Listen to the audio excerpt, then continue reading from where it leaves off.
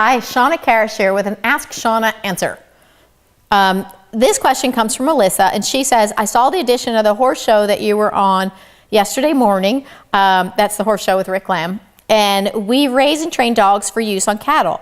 I usually start the puppies with manners and basic commands, and I wondered if you had any material already adapted to canine training.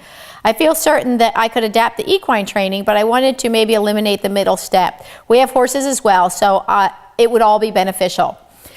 You know, with the difference between horses and dogs in the training, I feel anyway, is, well, one, the horses are, well, let's say the dogs are so much more, they want to please you and that's enough, when the horses really kind of need more incentive. So that's a difference right there. But also that dogs tend to live with you, you know, so there's just so many more factors in their lives to manage, and they're watching you at all times. When with the horses or the marine mammals, you bring them out, you do something, it's easy to stay focused on them. What they do socially is tends to be a different subject, and doesn't involve you as much.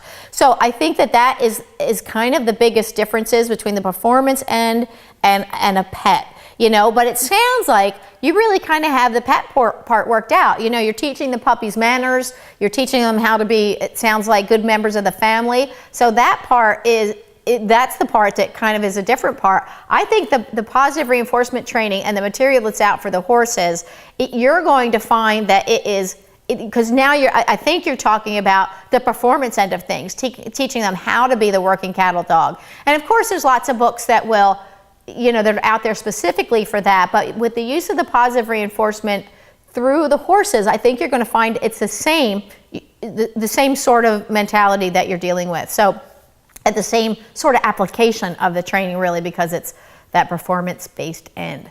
So the biggest things I can say is, you know, if you figure out how to train what you want to do, you break it down to small steps, think of what you can do to set them up for success, you know, click and reinforce continually, especially for new behaviors, and you'll have lots of success with that. So no, I don't particularly have canine stuff, but I think if you look at the horse stuff, you may get a lot out of it.